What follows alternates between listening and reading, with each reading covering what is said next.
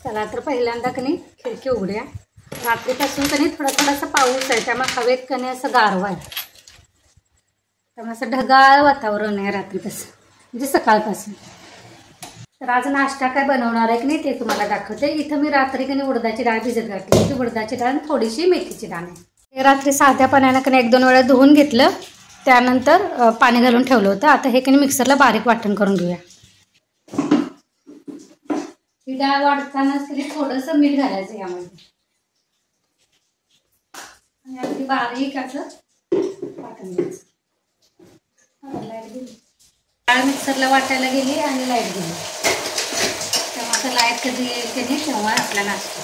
तर इथं मी एका बाजूला भात ठेवलेला आहे, एका बाजूला चहा ठेवलेला आणि इथं कधी चवळी रात्री भिजत घातली होती. त्याचं मला उसळ करायचं आहे. तर त्यात थोडंसं पाणी आणि थोडं मीठ घातलेलं आहे. त्याचा चहा झाल्यावर कुकर हा शिकले. चालू हे बिस्किट खा. इतका चालू झाला आहे का नाही.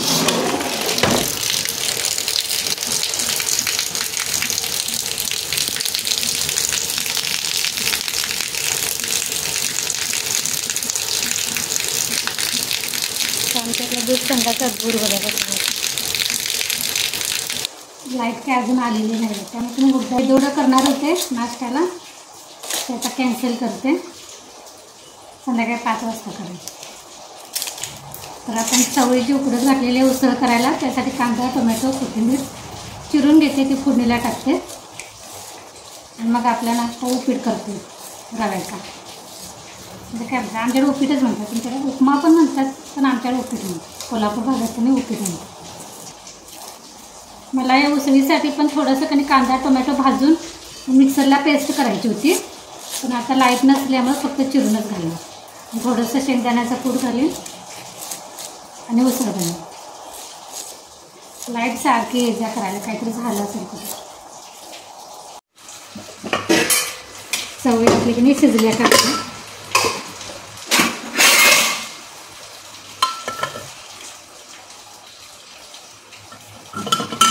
छानपैकी शिजलेले आहे. इथं कढई ठेवलेले आहे, ह्यामध्ये थोडंसं तेल टाकायचं. हां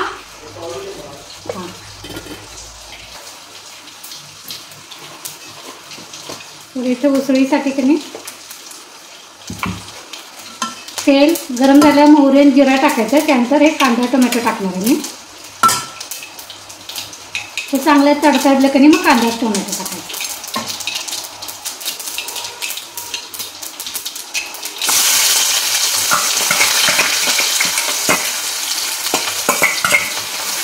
म्हणजे चांगलं तांबूस कलर येईपर्यंत भाजून घ्यायचं. त्यात थोडी मी आलं लसणाची पेस्ट टाकते.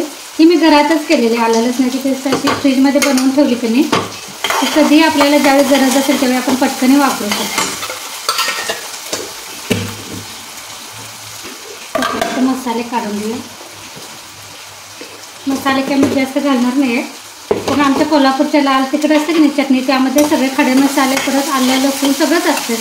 खोबरं कोथिंबीर कांदा वगैरे सगळं असते कोल्हापूरच्या घरगुती चटणीमध्ये. त्यामुळे एवढं काय आम्हाला भाजी आमटी करताना जास्त काय मसाले घालायला लागत नाही. ते आम्ही वर्षाची 6 महिन्याची अशी बनवून ठेवतो. त्यामध्ये आता हळद टाकली.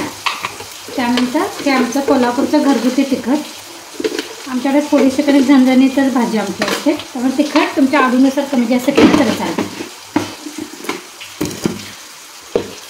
त्यानंतर चवीनुसार मीठ टाकायचं.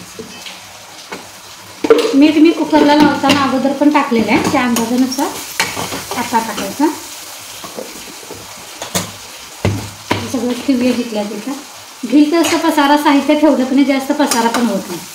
आणि आता हे उकळलेली चवळी टाकायची. ब्रश करून बघा, ते थोडंसं शिल्लक होतं ते पाणी साहित्यच टाकले. नंतर थोडीशी आता शेंगदाण्याचं भरड टाकायचे. शेंगदाणे एवढं तर वरून कोथिंबीर टाकूया. तर त्या बाजूच्या कणी गॅसवर ठेवूया, कारण मला इकडे आता नाश्ता करायचा, उपीट करायचं. गॅस बारीकवर ते शिजू द्या. इकडे मी आता रवा भाजून घेते.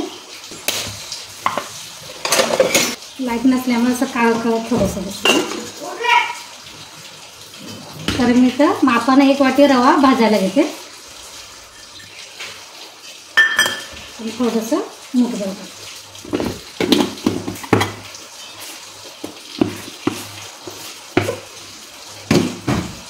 रवा चांगला कणी असं खुलून येईल तोपर्यंत भाजून घ्यायचा. म्हणजे भाजताना कणी भाजल्यावर समजतं असा रवा थोडासा असं सुटा सुटा आणि त्याचा कलर पण थोडासा बदलतोय. जरा असं मोठा झाल्यासारखं वाटतं. त्यामुळं असं चमच्याने ह्याला आमच्याकडे उलाट म्हणतात. उलाटमध्ये कणी असं हलवत राहायचं सारखं, नाही तर मग करपतं रवा. इकडे थोडासा प्रकाश दिसतो. ते समोर ठेवलं की नाही थोडंसं असं लालसर दिसत होतं. रवा काढायला घ्यायचा. जितका रवा घातला असेल की नाही त्याच्या दुप्पट पाणी घालायचं.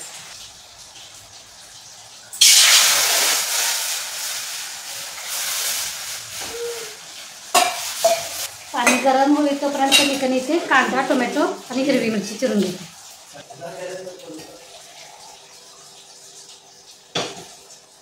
पाणी गरम झालेलं आहे. आता कधी उपीट फोडणीला देऊया. कांदा कमी जास्त तिखट आहे आणि आता लाईट पण आलेलं आहे. पण कधी आता मी रवा भाजून घेतलेला आहे आणि उपीटचं साहित्य तयार करून घेतलेलं आहे. त्यामुळे कधी मेदूवडे कधी संध्याकाळीच करणार. कारण आता त्याला परत सुरुवात करायला गेली तर त्याला वेळ होणार, तेवढा टाईम पण नाही आपल्याकडे. तेल तापत ठेवलेलं आहे. आपली उसळ पण कधी होत आलेली आहे. थोडंसं अजून पाणी यामधलं संपू दे, म्हणजेच आटू दे, म्हणजे आपली उसळ छानपैकी तयार झाली. तर तेल चांगलं तापलं की नाही त्यात मग मोहरी, जिरा टाकायचा.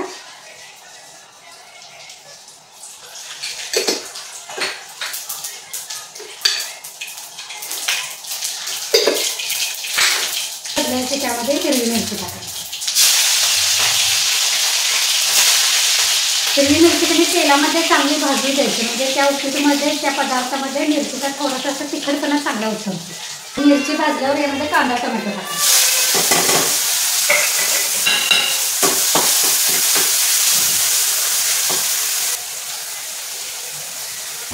त्यामध्येच आपण थोडीशी कधी उडदाची डाळ टाकायची. उडदाच्या डाळीने कधी उपीटला असं चव चांगली येते.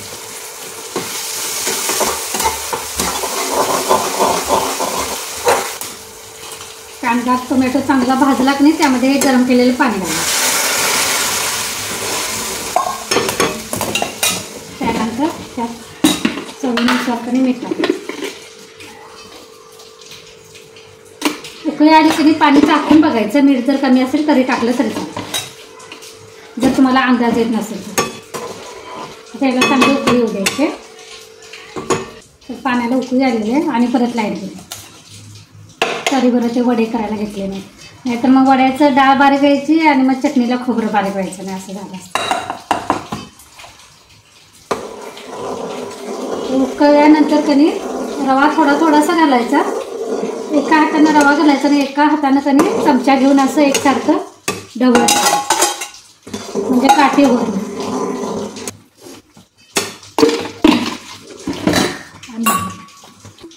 बाकी असं एकसारखं ढवळायचं, म्हणजे काठी अजिबात होत नाहीत आणि रवा कणी असं फुलून पण येतो.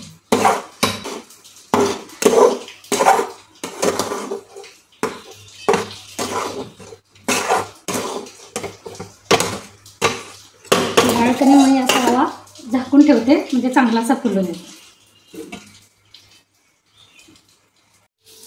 तर हे बघा मस्त आपलं उपीट तयार झालेलं आहे. मी आता एका हातात फोन घेतला आणि एका हातात, त्यामुळे की नाही चमच्यानं असं मला उपीट असं तुम्हाला सगळीकडनं हलवून दाखवायला येईल ना.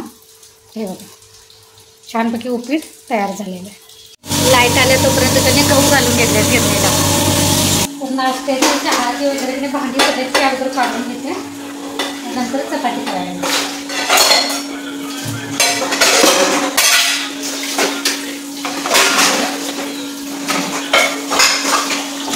पूजेची आरती वगैरे केलेली ते पण आपण नंतर जेव्हा आपल्याला पूजा करायची असते त्यावेळी घ्यायला बरं. मी या सगळे प्लॅस्टिकच्या डब्यात गव्हाचं पीठ असं काढून ठेवतो, म्हणजे आपण चपाती करताना कधी ह्याला लावायला येतं. म्हणजे प्रत्येक वेळी ते मोठा डबा घ्यायचं म्हटलं का नाही की सगळं असं पांढरं पांढरं होतं. लावायचं, परत झाकण ठेवायचं नाही, असंच ठेवायचं. पुढचे चपाती करताना कधी परत हा डबा घ्यायचा, परत पीठ लावायला, चपाती बनवताना लावायला घ्यायचं. तेलाला पण करते आणि पिठाला पण करते. छोटासा तेलाला करते आणि एवढा मध्यम साईजचा असा पिठाला करते, म्हणजे तेच घ्यायचं सारखं सारखं. म्हणजे वाटे पण ते कट होत नाही, सारखं प्रत्येक वेळी नवीन नवीन काढायला लागत नाही. आणि सगळीकडे आपला हात पण तेलाचा पिठाचा लागत नाही. बोलत बोलत झोपून लागलं. चला आता आता मी चपाती करते. चला तर आता चपाती करून घेते आणि ह्यासोबतच आता ब्लॉग पण इथंच बंद करते. पुन्हा भेटू नवीन ब्लॉगमध्ये. तोपर्यंत धन्यवाद.